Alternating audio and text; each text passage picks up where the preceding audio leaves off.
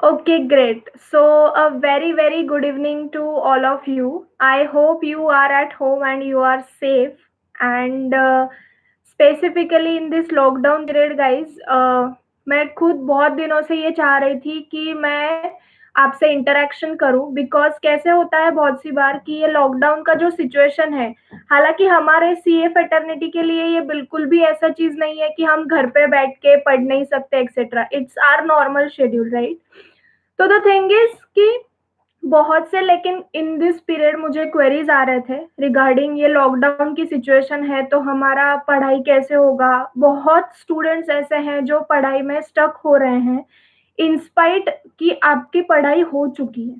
तो इसीलिए आपको कुछ थोड़ा सा गाइडलाइन देने के लिए मैं यहाँ पे आज आपके साथ लाइव चैट कर रही हूँ. ठीक है, तो बेसिकली सबसे बड़ा सवाल, अभी सवाल आना स्टार्ट हो गया है. बट गाइज होल्ड ऑन, मैं कुछ आपसे शेयर करना चाहती हूँ and then after last 15 minutes we will have the doubt session. तो आपके जो भी डाउट्स हैं आप मुझे पूछ सकते हैं. ठीक है, तो सबसे पहला सवाल मुझे आ रहा है कि मैम ये तो पता है कि स्टडीज करने हैं, फोकस्ड रहना है, बट कहीं ना कहीं ये हो नहीं पा रहा है. तो क्या वजह हो सकती है? सो गाइज, ये पहला क्वेश्चन मैं एड्रेस करना चाहूंगी यहाँ पे कि पहली तो चीज गाइज, ये जो एक्सटर्नल कंडीशंस हैं, तो please please I can completely understand कि कहीं ना कहीं आपको ऐसा लग रहा होगा कि हम एग्जाम्स दे भी पाएंगे या नहीं, या क्या सिचुएशन होने वाला है या ऐसा कुछ. बट गाइज, हमारा सिर्फ और सिर्फ अभी के लिए हमको ये सिर्फ ध्यान में रखना है कि जो भी हो, जो भी एक्सटर्नल सिचुएशंस हैं, हमें घर पे बैठ के पढ़ना है. ओके, जितना भी, बहुत सी बार आई कैन कंप्लीटली अंडरस्टैंड कि कहीं ना कहीं एक दिन आपका जो आपने शेड्यूल प्लान किया है उसके हिसाब से पढ़ाई नहीं हो पा रहा है. It's okay guys, relax, don't get panic at all. ठीक है, तो बहुत बहुत से स्टूडेंट्स इरिटेट हो रहे हैं कि मैं अभी कैसे प्लान करूँ, स्टडीज समझ में नहीं आ रहा है. तो guys, step number 1, I am going to discuss the planning as well as the importance of few things in your actual exams. Correct. तो सबसे बड़ा point guys, don't get distracted at all. ठीक है, मैं समझ सकती हूँ कभी ना कभी ये होने वाला है, कहीं ना कहीं आप जो भी प्लान आउट आपने किया है वो नहीं कर पा रहे हो. That's fine, it's okay, it has happened with me also. इन मतलब हमारे टाइम तो ऐसा कुछ हुआ भी नहीं था. ठीक है ना, तो it's okay, relax first of all. तो first one, step number 1 is completion of your syllabus. Now majority of you, जो बहुत से स्टूडेंट्स ने ऐसा भी किया है कि because of lack of time, see guys, every time आपको जो भी सिचुएशन सामने आ रही है उसको पॉजिटिवली लेना सीखना होगा, and not only at CA inter level but in your life as well. Correct. तो ये आपके लिए एक सबसे बड़ा पॉइंट है कि आपको ऑलमोस्ट 1 से 1.5 महीना एक्स्ट्रा मिला है गाइज. तो आप बहुत अच्छी तरीके से प्लानिंग करके बहुत अच्छे मार्क्स से पास हो सकते हो. There is a ample possibility of that.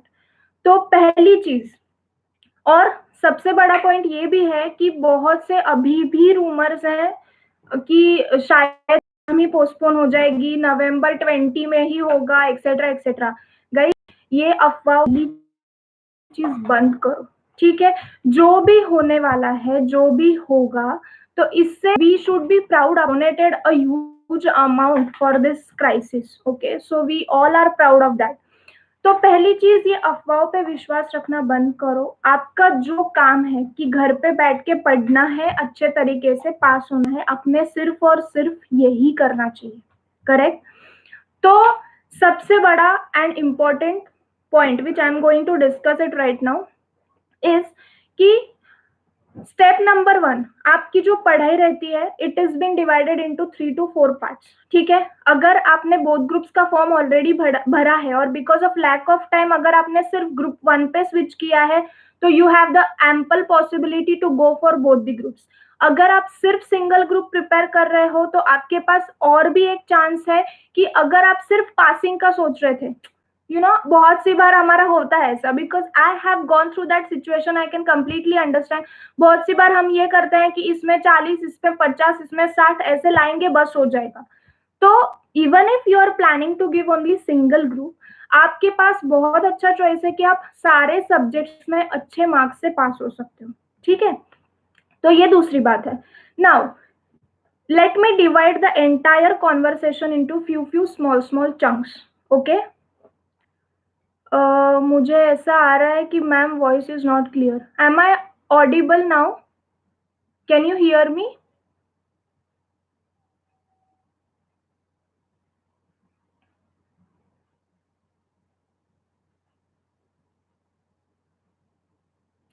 So okay, so let's move on. So your entire journey of this 3 to 4 months, okay, is been divided into 3 to 4 parts. पहली चीज हम क्या करते हैं गाइज, इज हमारा फर्स्ट टारगेट रहता है कि completion of your entire syllabus. Okay, second चीज हम क्या करते हैं, revisions. Okay, third thing which is been there is revisions plus practice. And fourth thing which is there is, जो प्रैक्टिस हम कर रहे हैं तो उसमें हम किस तरीके से इम्प्रूव कर रहे हैं, क्योंकि जब हम प्रैक्टिस करते हैं हमको पता चलता है कि हमें कहाँ पे इम्प्रूव करना है। तो योर एंटायर 3 months और 4 months time span is divided into these 4 parts. इसमें से पहला पार्ट आपका ऑलरेडी हो चुका है, is completion of the syllabus. I am sure, मतलब जितने भी यहाँ पे अटेंड कर रहे हैं ये वीडियो, तो उसमें मुझे पता है कि आपका एक रीडिंग तो सिलेबस का पूरा हो चुका है। I am damn sure about it, correct. Next part which is revisions. Okay, now how to plan your revisions guys. We will plan strictly as per the days available. Okay, मैं आपको बहुत बारकाई से plan बताने वाली हूँ, सुनना।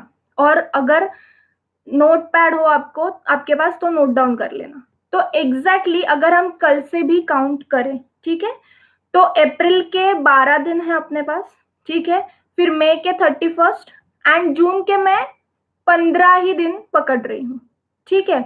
तो in all अगर हम देखें तो हमारे पास कितने डेज हैं, अराउंड 58। 15 मैं क्यों पकड़ रही हूँ, क्योंकि मुझे पता है 16th और 17th you will start doing accounts, you will do it 4 days like that, और 20th को आपका अकाउंट्स का पेपर रहने वाला है। तो इसीलिए मैं 15th तक ही काउंट कर रही हूँ। Okay, so from tomorrow till 15th June we have 58 days guys। 58 days for a CA student is like a bumper offer, correct।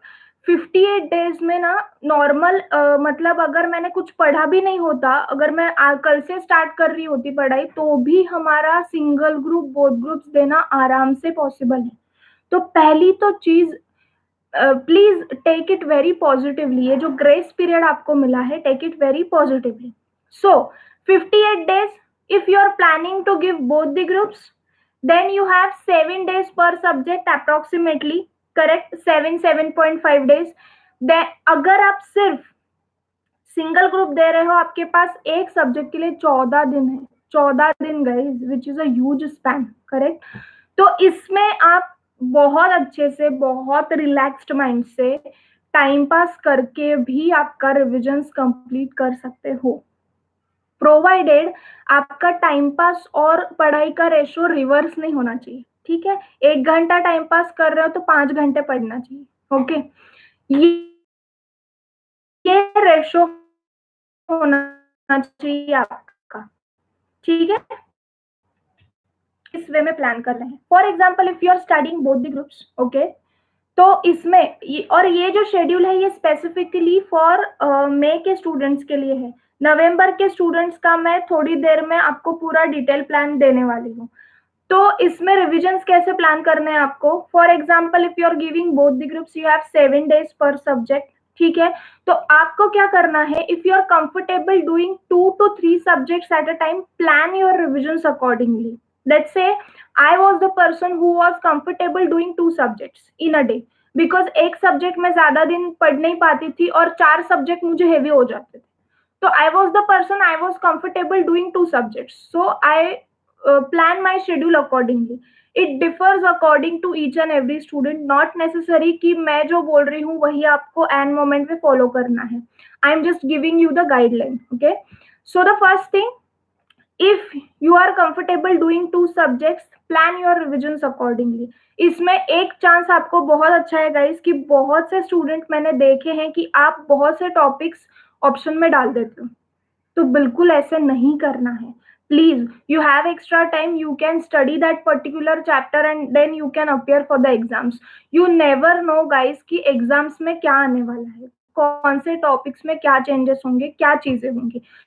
तो it's better we should be prepared 200% so that उसका 50% कितना होता है, 100%। ऐसे भी 50% आया, still it is okay. Yes और no? So 2 subjects in a day you can plan revision accordingly. कैसे करना है मैं बताती हूँ। लेट्स से अगर एक सब्जेक्ट का आप कोई भी कॉम्प्लेक्स टॉपिक रिवाइज कर रहे हो, फॉर एग्जाम्पल इन अकाउंट्स अगर आप पार्टनरशिप कर रहे हो रिवाइज, तो दूसरा सब्जेक्ट अगर आपने लॉ लिया है तो लॉ का कंपैरेटिवली इजी टॉपिक लेना रिविजन में। So it balances your entire day wise planning, correct. अगर आपने एक ही दिन में सारे हेवी टॉपिक्स कर दिए तो obviously your mind will not be able to accept those things, correct. और फिर आपका सिंपली एक दिन वेस्ट हो जाएगा। तो इससे अगर बैलेंस करना सीखो चीजें, अकाउंट्स की अगर आप रिविजन कर रहे हो तो उसके साथ अगर आप कॉम्प्लेक्स टॉपिक पढ़ रहे हो अकाउंट्स का, तो लॉ का या फिर दूसरा जो भी सब्जेक्ट है उसका relatively easy topic padna. Okay, in accounts you need to focus on accounting standards very seriously. Okay, it carries around 20 to 25 marks weightage and that too compulsory part. तो AS में कोई भी कॉम्प्रोमाइज मुझे नहीं चाहिए। You have to study AS very particularly, ठीक है। दूसरा पॉइंट है कि सबसे बड़ा फियर स्टूडेंट्स का है कि कॉस्टिंग नहीं जमता। See guys, costing is a very interesting subject. Costing is such a subject जिसमें unless until you solve the problems on your own, you won't be able to crack a new sum. Please make it a very clear point कि costing में आपको practice के अलावा कोई भी option नहीं है। Okay, so costing you need to practice the sums even if it is class sums. Class में तो पढ़ाया है, उस टाइम किया था, अरे नहीं, जब आप खुद से पढ़ोगे, खुद से समझोगे तो ही आपको समझ में आएगा कि कॉस्टिंग में, क्योंकि कॉस्टिंग इज अ पेपर जिसमें हम 100 सम सॉल्व करेंगे बट पेपर में 101st सम रहने वाला है जिसमें कुछ ना कुछ एडजस्टमेंट अलग होने वाली है। तो अनलेस अंटिल आपका वो जो अप्रोच है अगर वो डेवलप नहीं हो रहा है, दैट मीन्स कि आप कॉस्टिंग की पढ़ाई अच्छे से नहीं कर रहे हो, आपने प्रैक्टिस नहीं की है। सी गाइस, जब आप प्रैक्टिस करते हो आपकी कंसेप्चुअल क्लैरिटी बढ़ती है। इट्स अ सिंपल फंडा, ठीक है। तो ये चीजें हैं। तो कॉस्टिंग स्पेसिफिकली आपको प्रैक्टिस पे बहुत ज्यादा फोकस करना पड़ेगा। तीसरा सबसे बड़ा important point is related with the theory subjects which is for example, if few students are a bit heavy subjects in order to understand because of the technicality and everything, but Shravan, I'll address your issue. Okay, so later on, right, not right now, correct. So audit and EIS का ये जो subject है, पढ़ते वक्त ही आप keywords, की points using technical language इस पे फोकस करो। ये फोकस बहुत ज्यादा जरूरी है गाइस, क्योंकि अनलेस अंटिल आप टेक्निकल लैंग्वेज नहीं लिखोगे ऑडिट एंड EIS के पेपर में, आपको मार्क्स नहीं मिलने वाले। It's as simple as that. I don't want to give you any false commitments on that part. Okay. So the thing is guys कि audit and EIS अगर आपको, आप ऐसे person हो जिन, see when I am talking to you ना, I am recollecting my study days. Okay, so what I used to studying, because मुझे भी audit और मेरे टाइम पे वो ITSM था, तो मुझे बहुत ही खतरनाक सब्जेक्ट्स लगते थे वो, एंड आई वाज मतलब आई फेल्ड बिकॉज ऑफ दो। So you should have this kind of approach and positive attitude. So पहली चीज, ऑडिट एंड EIS में आपको पढ़ना कैसे है, तो audit is a technical subject, उसमें आपको बहुत ही बारकाई से इंटरप्रिटेशन समझना होगा। इट्स सच अ सब्जेक्ट जिसमें आपको टेक्निकल लैंग्वेज के अलावा दूसरा कुछ भी लेना देना नहीं है। You need to use the technical words while writing your answers. So what I used to do, I used to study those subjects daily 2 hours. But I was making sure कि वो जो मैं क्वेश्चन या concept मैं पढ़ रही हूँ, I am able to retain it in my mind, and तब तक मैं आगे नहीं बढ़ती थी। तो इतनी मेहनत मैंने भी की है in relation to those two particular subjects. Simple है गाइस, अगर आप बोथ ग्रुप्स प्लान कर रहे हो, स्टिल आपके पास पर सब्जेक्ट आप हो चुका है, and if you are giving only single group, you have ample time in your hands. The only thing is you are not supposed to waste your time. That's the only goal. ठीक है, अभी आप सिर्फ बोल रहे हो कि waste नहीं करना है, बट हो रहा है वेस्ट टाइम, क्या करें? तो करना क्या है? ठीक है, पहली चीज आपके पास कॉन्सेंट्रेट नहीं आप पढ़ रहे हो, ठीक है। सो related with your studies, it's even I do the exercise, मुझे भी पसंद नहीं है, खुद को पता चलेगा कि आप कितना एक्टिवली वर्कआउट कर पा रहे हो, ठीक है ना। आपको एक्सरसाइज करना है, do not eat too much, क्योंकि इसकी दो रीजंस है कि आपको बहुत ज्यादा खाना नहीं है। टेक एम्पल प्रॉपर फूड, बात ही नहीं कर रही क्योंकि सारी दुकानें बंद है, सारे होटल्स बंद है, तो ऑब्वियसली आपको जंक फूड तो मिलने ही नहीं वाला है। घर का अच्छा खाना खाओ, स्वस्थ रहो, ठीक है। तो दूसरा important point is about revisions. तो आपको समझ में आ रहा है, मैं सिर्फ आपको ये हेल्प कर रही हूँ कि आपको पढ़ना किस तरीके से है, so that you will be able to utilise your time properly, ठीक है। अकाउंट्स में क्या क्या चीजें कॉन्सेंट्रेट करनी है, कॉस्टिंग में कैसे करना है, टैक्सेशन में भी आपको पता है गाइस कि बहुत से लोगों का टैक्सेशन फेवरेट सब्जेक्ट है, तो वहां पे मुझे ज्यादा कुछ गाइडलाइंस देने की जरूरत। And last important point is your audit and EIS subjects, जिसका भी मैंने आपको बहुत ही क्लैरिटी दिया है कि अगर वो पर्टिकुलर सब्जेक्ट में आपको प्रॉब्लम जा रहा है तो please do it on a daily basis.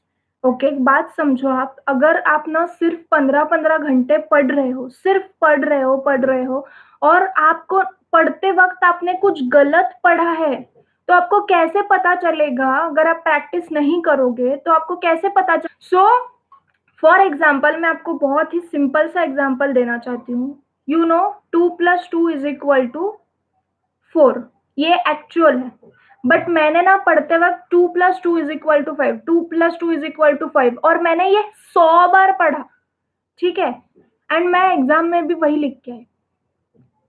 किसका फॉल्ट है?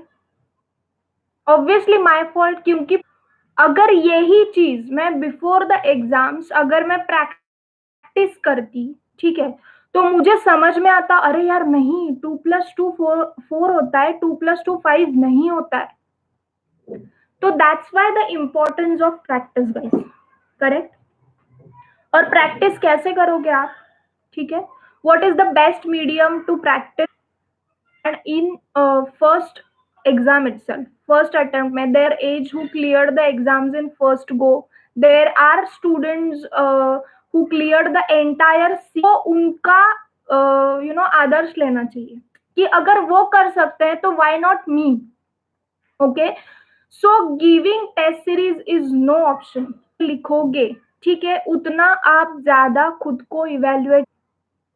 समझ आ रही है चीज? इसमें मैं ये बिल्कुल भी नहीं कह रही हूँ, सी गाइस, अल्टीमेटली अंडरस्टैंड कि test series is a part of syllabus, तभी आपको ये पता चल ये कोई प्रमोशनल एक्टिविटी है क्या, etcetera etcetera etcetera. Guys see please, मतलब it's not promotional activity, I am just taking a few tiny steps in realize the importance of giving test papers because before the exam myself I am a product of test series, correct।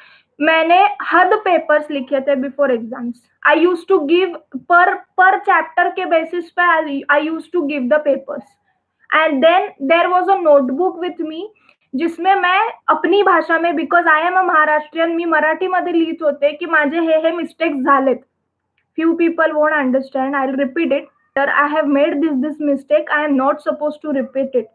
इतनी मेहनत मैंने की है, that's why I am dam confident कि आप भी ये कर सकते हो। समझ आ रहा है? डेफिनेटली अगर आप ये करोगे तो डेफिनेटली आपका नुकसान तो कुछ भी नहीं होने वाला है, अगर हुआ तो आपका फायदा ही होगा। Okay, now let me give you the brief example कि how a presentation of a particular answer matters a lot, ठीक है, to secure 50 marks also, मतलब जहां पे मतलब यहाँ पे आई एम श्योर कि बहुत से स्टूडेंट्स ऐसे होंगे जिन्होंने 10th एंड 12th में 80 प्लस 90 प्लस स्कोर किया है, but when it comes to CA why are they struggling scoring 50 marks? तो यहाँ पे मैं आपको थोड़ा फ्लैशबैक में मतलब ले जाना चाहती हूँ। जब आप स्कूल डेज में थे, when you are giving your 10th and 12th examinations, what practice you used to do? ठीक है, प्राइवेट कोचिंग में, प्राइवेट क्लासेस में भी टेस्ट होते थे, आपको वहां पे कंपलसरी होता था टेस्ट देना, फिर कॉलेज की तरफ there, just to help you understand where you are going wrong. Are you understanding? So ये सिस्टम आप 15 साल से फॉलो कर रहे हो, and when it comes to CA you are just breaking that habit. So is it true? Not, etcetera etcetera. You have got 58 days extra, so please utilize it properly. Okay, how? So where was I was going to give you the difference between how a correct way of presentation will help you fetch good marks in your exam. Human interaction है हमारे papers में, तब तक ये presentation का जो फंडा है वो रहने वाला है। ठीक है, so the thing is कि let's say I have been checking 10 papers, okay, which are conceptually very good, very nicely presented, and at the same time presentation does not only means drawing lines। ठीक है ना, मैं यहाँ पे सिर्फ draw lines करने का फोकस नहीं कर रही हूँ। Presentation means up to date giving answers. Simple है। तो प्रेजेंटेशन का दो एस्पेक्ट है, एक आप किस वे में लिख रहे हो, किस तरीके में लिख रहे हो, और दूसरा आप कैसे लिख रहे हो। जो कैसे वाला पार्ट है is all about decoration, correct, जिसमें लाइंस ड्रॉ करने होते हैं, कौन सा स्टेटमेंट बनाना है, उसका हेडिंग देना होता है, पर्टिकुलर अमाउंट रुपीज लिखना होता है, लेजर अकाउंट्स बैलेंस करना होता है। ये वाला कैसे वाला पार्ट है, किस वे में लिख रहे हो, that is also very important. And I seriously don't want you to lose out your marks just because of presentation, which I have seen कि just because correct way of presentation नहीं था answer में, एक student को 6 में से 5 मिले हैं और दूसरे स्टूडेंट को 6 में से 3 मार्क मिले हैं। So it's a very serious matter to discuss guys कि presentation plays a very vital role in your paper. Okay, so the thing is कि ये सारी चीजें आपको कब पता चलेगी, जब आप लिखोगे। ओके, एंड लिखने के बाद आप वो इवेल्युएट करवाओगे। That's the most important concern, because you don't know at this stage कि what the examiner expects from you. Okay, if you have someone to guide you, मैं आपको ये बोलना चाहूंगी कि please utilize that person's time और value that person's time.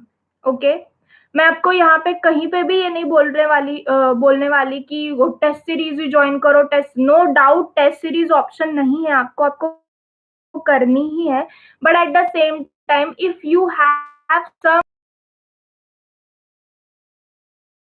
you can go. My ultimate aim is you practice, you know your mistakes well within the time and get it evaluated. Okay, see guys, बाद में पछताने से अच्छा है कि हम अभी ही right time पे राइट स्टेप्स ले। इज दिस मेकिंग सेंस और नॉट? ठीक है, सो एग्जाम्स तो पोस्टपोन हो चुके हैं, आपको पता है। ठीक है, so it is starting from 20th of June. So I would rather request you to utilise this extra time properly. ठीक है, टेस्ट सीरीज देना है आपको, कोई भी टेस्ट सीरीज दो, डजेंट मैटर, बट गाइज आपको टेस्ट सीरीज देना मस्ट है। ठीक है, ऑनलाइन टेस्ट सीरीज प्रोवाइड किए जा रहे हैं इवन वी स्मार्ट में। ठीक है, I am leading that project, so I know कि what all actions are being taken care of.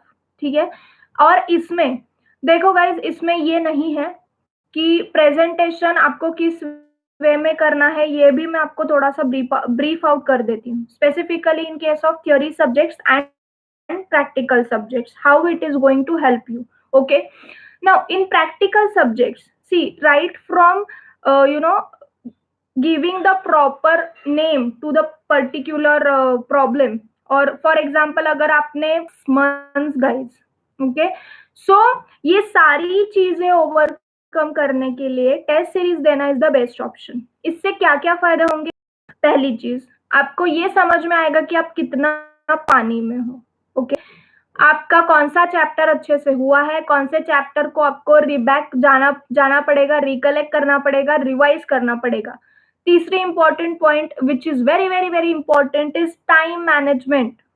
Okay, time management किस तरीके से करना है? बहुत स्टूडेंट ऐसे हैं गाइज जिनका सिलेबस कंप्लीट हुआ है, रिविजन हुए हैं, बहुत अच्छे से पढ़ाई की है, but in those 3 hours they were not able to manage the time properly, because of which they failed in the examination.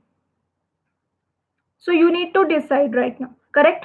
So time management आपको पता चलता है। चौथी इंपॉर्टेंट चीज, प्रेजेंटेशन किस वे में करना है, ये आपको पता चलता है।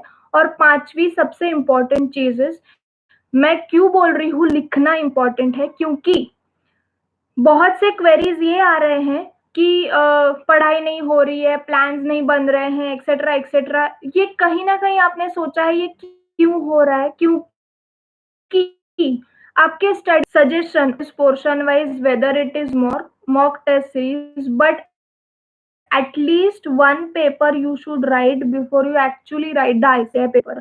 डायरेक्टली ICI के पेपर में एक्सपेरिमेंट करना मतलब ये तो ऐसी बात हो गई कि आपको पता है कि आप मिस्टेक कर रहे हो, बट फिर भी आपको वही करना है।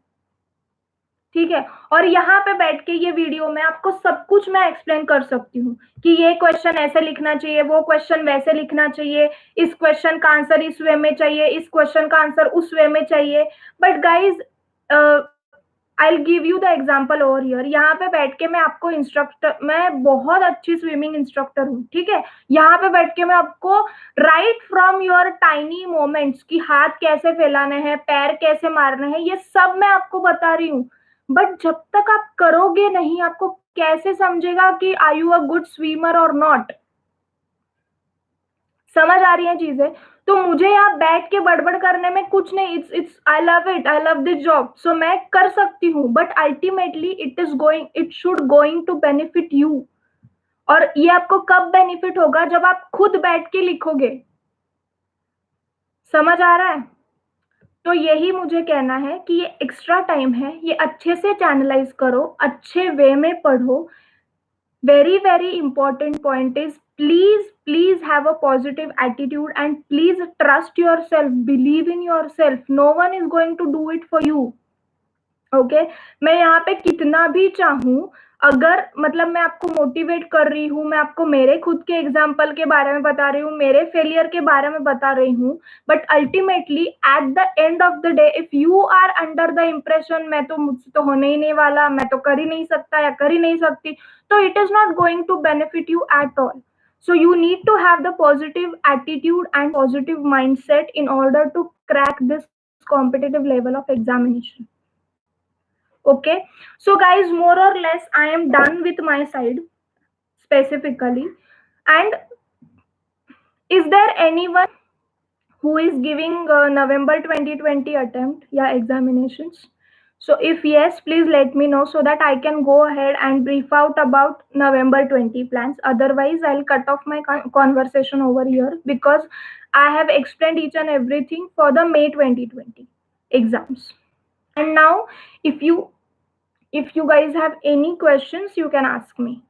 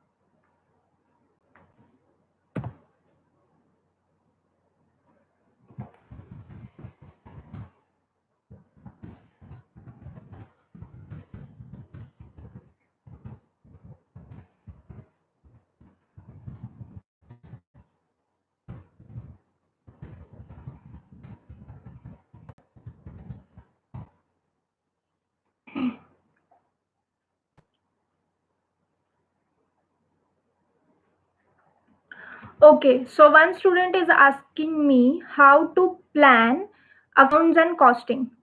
See, am I audible?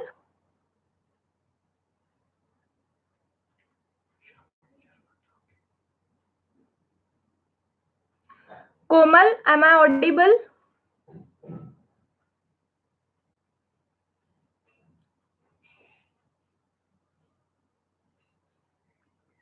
Okay, so accounts and costing plan कैसे करना चाहिए? सो पहली चीज, ओके, आई एम अज्यूमिंग कि आपका एटलीस्ट एक रीडिंग हो चुका है सब्जेक्ट का, और पहली चीज आप ये करो कि divide the entire subject. For example, in accounts there are 8 topics and in costing there are 9 topics.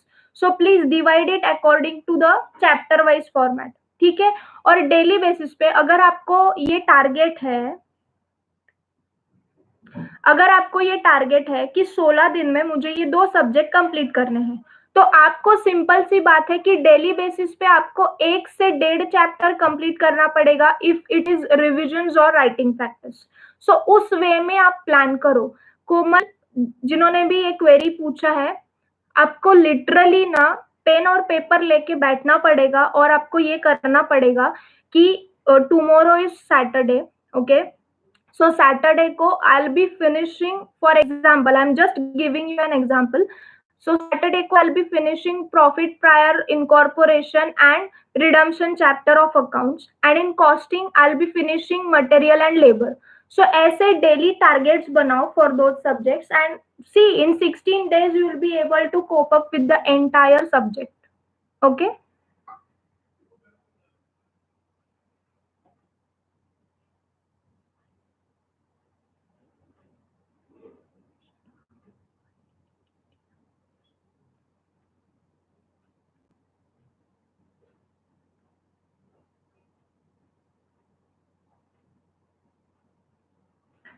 See, with respect to Suresh, with respect to MNC questions, how DT and IDT?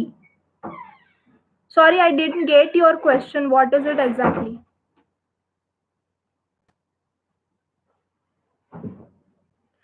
और एक मोहित, आपका सवाल ये है कि एक दिन में कितने सब्जेक्ट करने चाहिए? See, it's it's you know it's a question कि जिसमें हर एक इंडिविजुअल की कैपेसिटी लेवल अलग अलग होती है.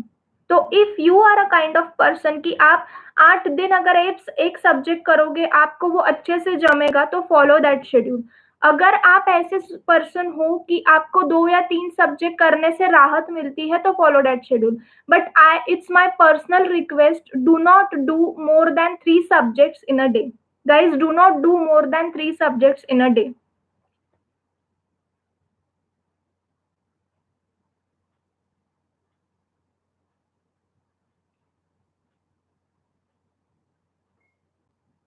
हाँ, ओके. अभी बहुत से क्वेरीज ये आ रहे हैं कि कैसे पढ़ना है, और इतने सारे क्वेश्चंस होते हैं, मॉड्यूल रेफर करना है या अपनी जो क्लास की नोट्स है वो रेफर करनी है. गाइज, आपका फर्स्ट रीडिंग जो हुआ है वो ऑब्वियसली क्लास के नोट्स में से हुआ है, और आपने अगर एबीसी एनालिसिस नहीं किया है तो please do it. What do you mean by ABC analysis? Is sort the entire chapter into A category, B category, C category. एक कैटेगरी ऐसी है जिसमें मास्टर प्रॉब्लम्स होते हैं, मतलब ऐसे कुछ प्रॉब्लम जिसमें पूरे चैप्टर के बहुत से कॉन्सेप्ट्स कवर हो रहे हैं और ये आपको बार बार रिवाइज करना है. बी कैटेगरी वो है जिसमें टिपिकल टाइप ऑफ क्वेश्चन होते हैं कि आया तो वो इस तरीके से ही आएगा. एंड सी कैटेगरी ऐसी है जो बहुत ही बेसिक और चिल्लर सम्स है, तो वो आपको उसमें ज्यादा टाइम वेस्ट नहीं करना है. तो इस वे में आप हर एक सब्जेक्ट का एबीसी एनालिसिस करो एंड उसके बेसिस पे आप रिविजन्स प्लान कर सकते हो. ठीक है? नाउ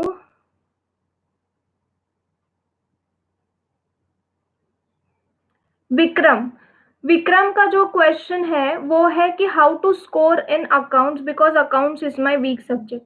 तो विक्रम, स्पेसिफिकली फॉर यू, पहली चीज, अकाउंटिंग स्टैंडर्ड्स जो आपके हैं वो बहुत ज़्यादा इम्पोर्टेंट है, उस पे अच्छा खासा टाइम दो और उसको समझने की कोशिश करो। दूसरी चीज़ है partnership accounts which again फेचेस your 16 marks, so practice that. और जो छोटे-छोटे चैप्टर्स हैं जैसे कि प्रॉफिट प्रायर इनकॉर्पोरेशन है, रिडम्पशन है, इंश्योरेंस क्लेम्स हैं, ये चैप्टर्स आपने कर लिए तो एट लीस्ट आपका 60 टू 70% पोर्शन वहाँ पे कवर हो जाएगा। ठीक है? I am not giving you any instruction regarding कि आप कौन से चैप्टर्स ऑप्शन में डालो। करना तो आपको सब कुछ है, बट ये चैप्टर्स अगर आप फोकस करोगे तो it would be easier for you to score well in accounts. और अकाउंट्स में कैसा है, it is all format oriented subject, तो एक बार आपको स्टेप्स समझ में आए तो आपको वो इजी जाएगा in order to solve a particular problem. Accounts में भी ना जो भी चैप्टर आप कर रहे हो पहले उसकी थ्योरी पढ़ो। ठीक है? कौन से चैप्टर्स, जैसे कि अभी अकाउंट्स की बात चल ही रही है तो मैं आपको बता देती हूँ कि फॉर एग्जांपल इंश्योरेंस क्लेम है तो divide that chapter into types. Okay, there are examples of loss of stock, there are examples of loss of profit, there are combination sums.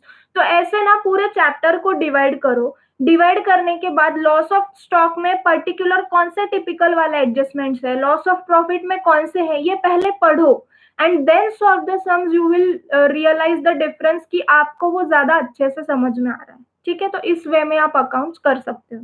ठीक है?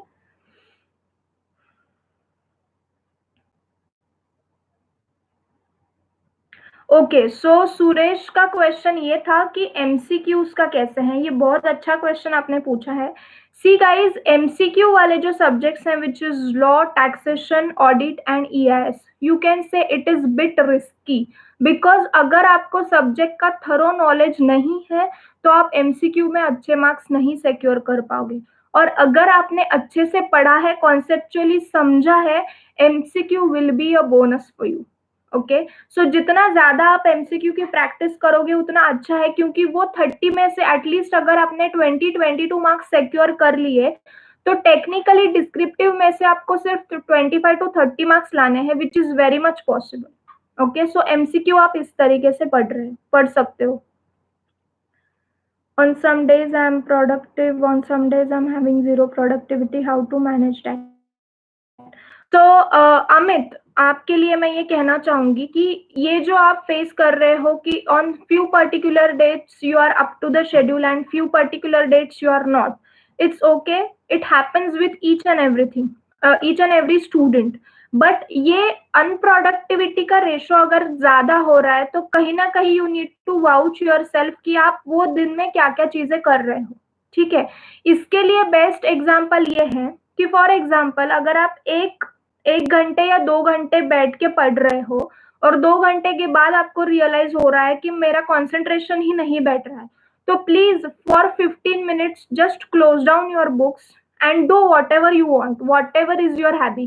Like for few of you, listening to songs will be your hobby, listening dancing will be your hobby. तो जो आपको अच्छा लगे आप वो 10 से 15 मिनट करना, रिफ्रेश होना and then again get back to the studies. It will obviously give you the better impact. Okay,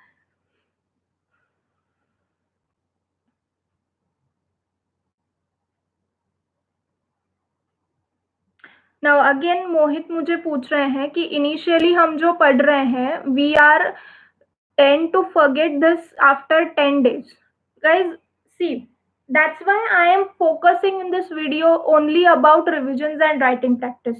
और ये बहुत बहुत natural, it's a science basically, कि अगर आप कोई भी चीज रिवाइज नहीं करते हो, रिपीट नहीं करते हो, you tend to forget it.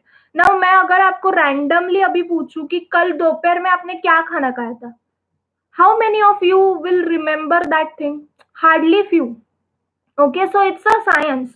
तो अगर ये चीज हो रही है ना तो इसके लिए सबसे बेस्ट पार्ट है कि जिस दिन पे फॉर एग्जांपल लेट्स से अगर आपने अकाउंट्स और टैक्स का रिवीजन एक चैप्टर का कल किया है which is 18th April, so 18th April you have revised for example in accounts redemption chapter and in taxation salaries chapter. Okay, तो आपको ना एटलीस्ट 4 से 5 दिन बार एक बार वो चैप्टर को फिर से रिकॉल करना है। आई एम नॉट सेइंग कि बैठ के पूरा रिवाइज करो, but at least turn on the pages, just go through the concepts and everything, so this will help you memorize the things better way.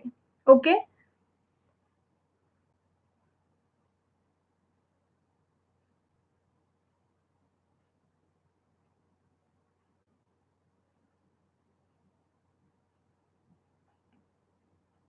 Okay, कीर्ति का ये क्वेश्चन है कि she is left with only 2 subjects which is audit and ITSM. So how you are supposed to revise?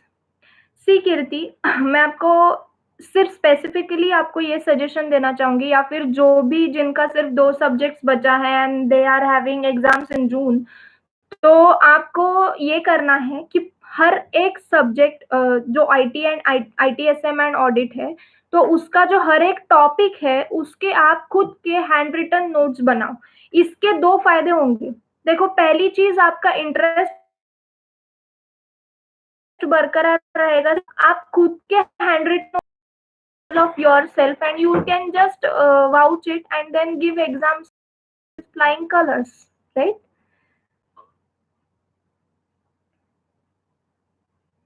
Suresh, yes, I'll make sure कि MCQ notes available रहेंगे. You can visit our website which is vsmartacademy.com. You will get the MCQs books over there. Okay. Now, how to score good marks in law? Hey, hi Neha. Law is specifically my favorite subject. So, and at every level, I've secured an exemption in law. So, I would definitely like to share you few techniques. Firstly, in law paper, writing of case studies format is very, very important.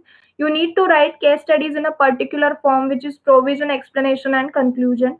And अगर आप concepts पे बहुत अच्छे से focus करोगे and उसके साथ साथ आप इलस्ट्रेशंस भी पढ़ोगे, मतलब लेट्स से आप आपने कॉन्सेप्ट पढ़ी है, उसके इलस्ट्रेशंस पढ़े हैं, तो आपको वहां पे बहुत हेल्प होगी in order to interpret the legal provision of the law, and this is the best method, so everyone can follow this method. So law में आप इस वे में सिक्योर कर सकते हो। And second part is MCQs पे आप focus करना। एमसीक्यूज में आपने 2025 स्कोर लेके आए तो आप एग्जाम्शन भी स्कोर कर सकते हो लॉ में, right?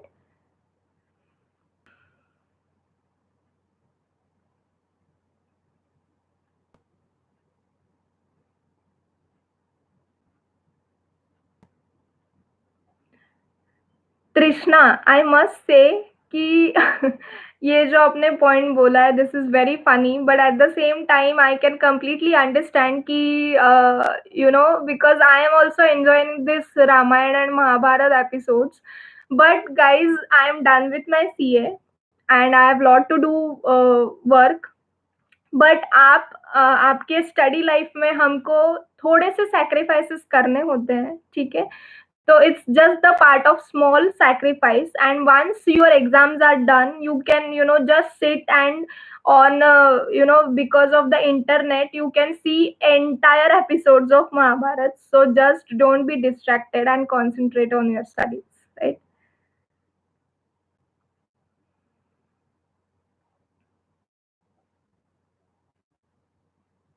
Okay, so Mohit and Rohit, okay, are asking me to give some tips on the theory subjects. So yes, I would love to give that.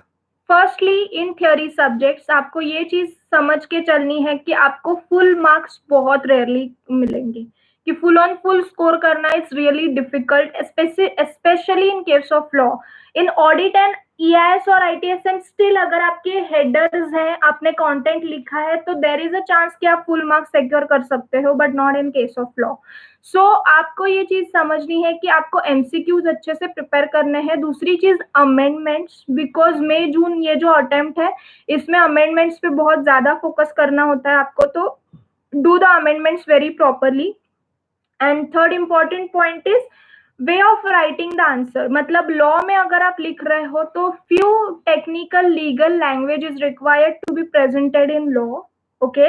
And उसका इंटरप्रिटेशन एंड कंक्लूजन जो आप लिख रहे हो तो conclusion has to be crisp, मतलब हमको examiner को ना एम्बिग्यूटी क्रिएट नहीं करनी है, ठीक है।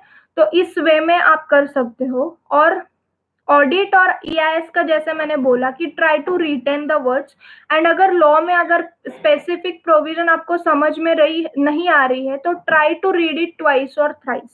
So what I used to do is, when it comes to theory subjects, I was following this strategy because I was the person जिसको एक बारे में समझ में नहीं आती थी चीजें, तो मुझे 2 से 3 बार पढ़ना पड़ता था, तब जाके मेरे दिमाग में चीजें रहती थी. And specifically for theory subjects I use to practise this कि एक प्रोविजन या फिर एक question I use to read loudly 2 or 3 times. Why am I stressing on loud reading is कि जब आप साइलेंटली रीड करते हो कहीं ना कहीं आपका माइंड डाइवर्ट होता है, शिफ्ट होता है. So in order to cut it off, I used to read it loudly. So you can follow that practice.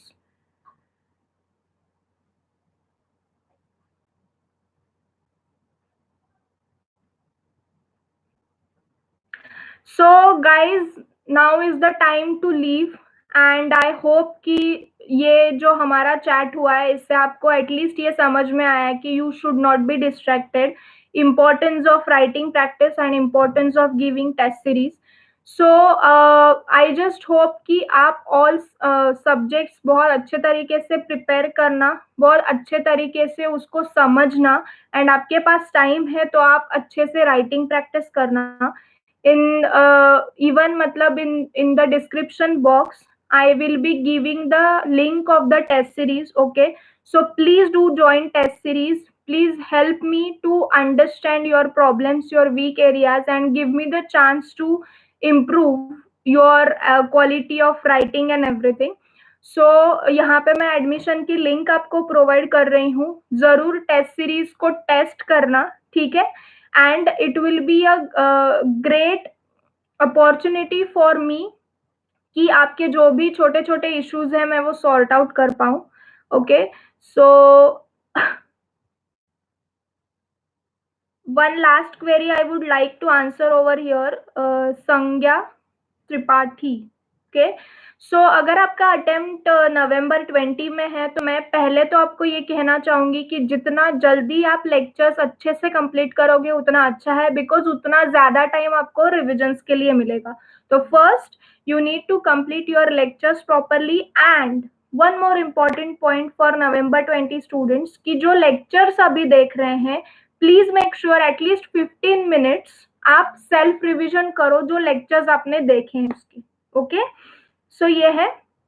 And guys, it was a great time talking to you and answering your queries. Do give the test series and all the very best. Do well. मैं आपको description box में मेरा number भी दे रही हूँ as well as मैं link भी provide कर रही हूँ. In case if you have any doubt relating to test series or any other thing, you can contact me on WhatsApp or Telegram. So hope to see you soon and